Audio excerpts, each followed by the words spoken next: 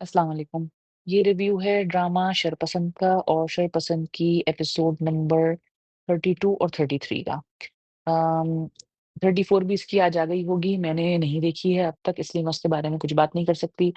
Drama शरपसंद के अंदर overall ये कहा जाए कि नुमान इजाज़ तो फिनोमिनल एक्टिंग करते ही हैं, नादिया अफ़ग़न थोड़ी-सी ओवर हो गई क्योंकि रेपिटेटिव उनका रोल हो गया है और बाकी इसके अंदर जो है इस ड्रामे को भी हकीकत ये है कि लंबा इतना कर दिया है कि अब इससे कुफ़्त हो रही है। इसको भी बस आप ख़त्म करें, हो गई जो कुछ होना था उस किस्से को ख़त्म करें।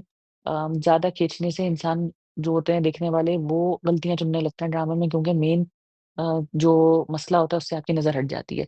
अगर ये कोई 7 बजे वाला ड्रामा होता ना जो डेली आता आ रहा होता तो फिर आप उसको देखते रहते। इसके हरकतें इसके अंदर ड्रामे में जो कर रहे हैं कि ख़त्म नहीं इसको किसी सूरत करते और उलझाए चले जा रहे हैं, वो बिल्कुल लगता है कि ये एक डेली सोप की सी कैफ़ियत है। हीरा मानी का जो उसके अंदर कैरेक्टर था मंगेतर वाला सीन वो सारा फिर खत्म हुआ। फिर रूबी खाला वाले जितने उनके सीन्स थे वो सारे बहुत बोरिंग और बकवास थे। वो रूबी खाला पागलों वाली हरकतें क्यों कर रही थी? अब वो बेटे के साथ क्यों चली गई जब वो अब तक नहीं जा सकी थी? उनके बेटे जो बने हैं वो बेइंतहा ओवर एक्टिंग करते हैं। बिल्कुल समझ में नहीं आता है ये क्या एक्टिंग कर रहे हैं। और इसके बाद तो वो चैप्टर अब क्लोज़ हो गया। अब मुझे ऐसा लग रहा है कि कहीं ये जाके जो बराबर में इनके अफ़ान वहीद और वो रह रहे हैं, सनम और अफ़ान वहीद, सनम और फ़िदा जो हैं, हरीम फारूक और अफ़ान वहीद, उनके घर के अंदर ना ये कुछ इनका सीन हो जाए कि इन पे इल्ज़ाम लग जाए किसी किस्म का अफ़ान वहीद के साथ क्योंकि वो नर्स के चक्कर में फ़ोन-वोन नंबर लिया है। एनीवेज़ हरीम फारूक ओवरऑल अफ़वान वहीद की बॉस लगती हैं, बीवी बिल्कुल नहीं लगती। मुझे वो कपल देख के बिल्कुल एहसास नहीं होता कि इनमें कोई क्यूटनेस का या लव बर्ड्स वाली चीज़ है। एक बॉस और एक एम्प्लॉयी वाली कैफ़ियत लगती है। अफ़वान वहीद बहुत अच्छे एक्टर हैं, बहुत अच्छी एक्टिंग करते हैं। इतने सालों में उन्होंने अपने आप को बहुत अच्छा मेंटेन कर रखा है। और हरीम फारूक जो हैं उनका बहुत बॉसी सा स्टाइल है जो मुझे पर्सनली ज़्यादा अच्छा नहीं लगता। और इनकी भी किरदारों में यकसानियत होती है, हर ड्रामे के अंदर इसी किस्म का किरदार कर रही होती हैं। ये कुछ चेंज नहीं लाती हैं अपने किरदार के अंदर ना, कि इसी तरह चीख-चीख के बोलना और लड़ना और क्यूट बनने की नाकाम कोशिश करती हैं।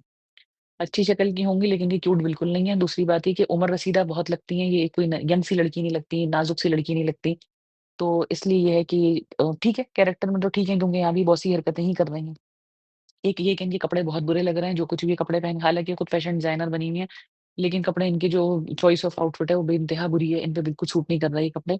नॉर्मल कपड़े पहनकर आ जाएँ तो शायद ये कुछ बेहतर लगें। दूसरी बात ये जो इनका बिज़नेस पार्टनर है, वो जो इनको बार-बार घर छोड़ने और लेने आ रहा है, वो वाक़ई इतना ओवर हो गया है बार-बार का कि अब वो भी देखा नहीं जा रहा, उस किस्से को भी खत्म कर देना चाहिए। उसके अलावा इसके अंदर जो नादिया अफ़ग़न हैं, उनकी बातचीत में अक्सर और बेशतर जो उनसे है ना वो वाला आ जाता है जैसे ओल्ड कराची के लोगों का बोलना होता है ना, मैं कह रही हूँ वाली वो चीज़ शुरू कर देती हैं, जबकि वो नहीं बनी हुई। तो वो मुझे समझ में नहीं आता, ख़ास तौर पे जब पार्क वाला सीन था जहाँ हिरा मानी उनको दर्स देती हैं खड़े होके, तो वहाँ पर वो जिस तरीके से बोल रही थी बात देखो कैसे कर रही है, उनके अंदर वो वाली चीज़ आ रही थी, जबकि वो ये वाला कैरेक्टर नहीं बनी हुई। इसके अलावा इस ड्रामे के अंदर नुमान इजाज़ की 2 बेटियाँ बनी हुई हैं, एक बहुत अच्छी बेटी है, एक ईविल वाली बेटी है, तो ऑनेस्टली बताऊँ कि ईविल जो बेटी है वो एक्टिंग ज़्यादा अच्छी कर रही है। जो एंजेल वाली बेटी है बहुत अच्छी नेक फ़रिश्ता है, वो बहुत बुरी एक्टिंग कर रही है क्योंकि वो लड़की छोटी उम्र की है, उसके मुँह पे बेइंतहा मेकअप कर दिया है। उसको दुखी नहीं कैरेक्टर दिया लेकिन पता नहीं क्यों उसकी उनकी शक्ल हर वक़्त ऐसी परेशान है जैसे खुदा ना ख़ास्ता बॉम्ब ब्लास्ट देख कर आ रही है, तो वो बहुत ओवर एक्टिंग कर रही है, वो बिल्कुल अच्छी नहीं लग रही। बहुत ज़्यादा नेक रूह बहुत ज़्यादा बनी है, दादी के साथ रह-रह के दादी की रूह उसके अंदर आ गई ऐसा लग रहा है। तो वो एक बहुत ऑकवर्ड उसके अंदर एक्टिंग कर रही है।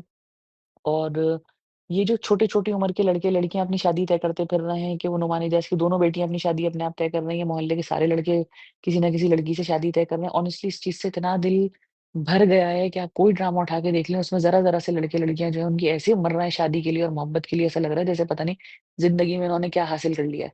बाप के बनाए हुए घर में रह रहे हैं, तनख्वाह इनके पास पूरी है नहीं, खाने को रोटी नहीं है। और जो है इनकी मोहब्बतों के जो सिलसिले हैं वो ख़त्म नहीं हो रहे। तो वो बहुत चीज़ जो है वो ओवर लग रही है। नुमान इजाज़ की एक्टिंग एज़ यूजुअल अच्छी है, लेकिन मेरा ख़्याल पर्सनली है कि अब इस ड्रामे को बंद कर दें क्योंकि अब इस चीज़ से थक गए हैं। फरासत अंकल ने जितनी टॉक्सिसिटी फैलानी थी वो टॉक्सिसिटी हो गई। अब इस ड्रामे को या तो ये डेली सोप वाली चीज़ कर दें कि रोज़ाना के हिसाब से ये ड्रामा आए और लोग उसको तफ़रीहन जो है वो उसको देखते रहें। बाकी जो उसके अंदर उन्होंने दिखाया कि नुमान इजाज़ की बेटी को वो जो हम्माद करके लड़का है उसकी अम्मा ने बुलाया है और कहा है कि तुम मेरे बेटे को जो है अब अपनी तरफ डाइवर्ट करो अटेंशन क्योंकि हफ्सा अब मर गई है।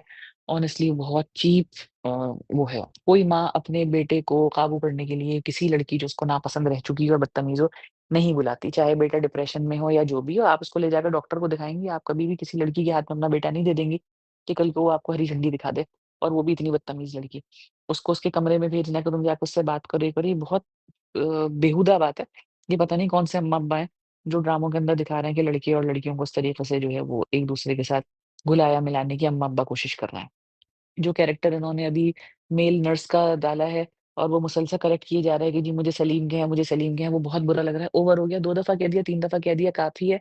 अब एक ही बात को जो है ना वो चक्कू है मेरे पास की तरह से मुसलसल कहे जा रहे हैं, कहे जा रहे हैं। वो कॉमेडी थी, अच्छा लगता है, लेकिन एक सीरियस कैरेक्टर मुसलसल ये कहना कि सलीम, सर सलीम, मुझे सलीम के हैं, ये चीज़ बहुत बुरी लग रही है। ये ना किया करें ड्रामों के अंदर, बहुत रिपिटेटिव है।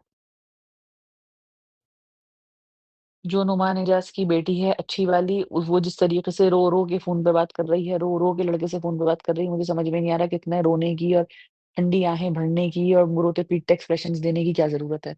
जो इसके अंदर साहिबा और रैनबो के बेटे हैं, जो वली बने हुए हैं, सिमी पाशा के बेटे बने हुए हैं ड्रामे में, उनसे बिल्कुल एक्टिंग नहीं आ रही, इंतहाई वाहियात एक्टर हैं। तो बहन के मरने पे उनको एक्टिंग आ रही थी सही से और ना अब वो कोई ख़ास एक्टिंग कर पा रहे हैं और अपनी शादी का तज़किरा करने में लगे हुए हैं वो। तो बहुत कैरेक्टर जो भी होता हो सकता है कि वो इस लड़की से, अच्छी बेटी से बदला लेने के लिए शादी कर रहे हैं, लेकिन एक्टिंग उनकी बहुत बकवास है। वो जो एंगल है ड्रामे का, वो इस लड़के की एक्टिंग से जो है सारा का सारा खराब हो गया है। तो ओवरऑल ये कि अफ़ान वहीद की अपनी एक्टिंग पर्सनैलिटी अच्छी लगती है, इस वज़ह से जो वो कैरेक्टर कर रहे हैं, जो हमेशा वो करते हैं नरम मिजाज टाइप का वही एक्टर एक्टिंग वो कर रहे हैं, तो वो अच्छे ठीक लग रहे हैं। नुमान इजाज़ तो हमेशा से अच्छे एक्टर हैं, तो वो जो अपनी एक्टिंग कर रहे हैं, भरपूर कर रहे हैं, पूरी अच्छी अच्छी कर रहे हैं। नादिया अफ़ज़ल भी ओके-इश हैं, लेकिन रेपिटेटिव हैं, क्योंकि उनके कैरेक्टर में कोई नई बात नहीं आ रही है। और बाकी जो मोहल्ले वाले हैं उनके भी बस ठीक-ठाक है, चीज़ें थोड़ी-सी रेपुटेशन के ऊपर हैं।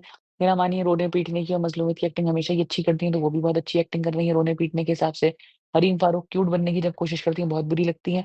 बहुत सी एक्टिंग जो वो करती हैं हमेशा से, क्योंकि वो एक अम्मा टाइप ही लगती हैं, तो वो अम्मा टाइप एक्टिंग बिल्कुल सही कर रही हैं। बीवी जो है वो कम और उसकी वालिदा ज़्यादा महसूस हो रही हैं अफ़ान वहीद की। तो ठीक है, उनका कैरेक्टर भी इस किस्म का है। जब ये रोती-पीटती मासूम बनती हैं, तो इनके ऊपर वो एक्टिंग जचती नहीं है बिल्कुल। और सिमी पाशा पुणे में हो गई, साइडलाइन हो गई, ओकेश है। रैम्बो साहिबा का बेटा बहुत ओवर एक्टिंग कर रहा है। नुमान इजाज़ की दोनों बेटियों के अंदर जो बड़ी वाली बेटी है, जो इविल है या अल्लाह जाने वो अच्छी वाली बेटी एंजल जो है, वो बड़ी है, ये तो मुझे नहीं पता उन दोनों में से। बहरहाल, दोनों बेटियों के अंदर से बुरी वाली बेटी ज़्यादा अच्छी एक्टिंग कर रही है, अच्छी वाली बेटी ज़्यादा बुरी एक्टिंग कर रही है। और दादी क्यों थी ड्रामे में और क्यों उम्र बना गई, ये भी समझ में नहीं आया बिल्कुल।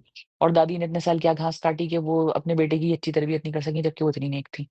और घर में उनके मौजूद क्योंकि इस नादिया अफ़ग़न ने तो अपने बच्चों पे कोई तवज्जो दी नहीं है, तो फिर दादी ही कुछ तवज्जो दे देती, घर बना के बैठ जाती, कोई सलीका सिखा देती पोतियों को, तो वो भी करने में वो फ़ेल हुई।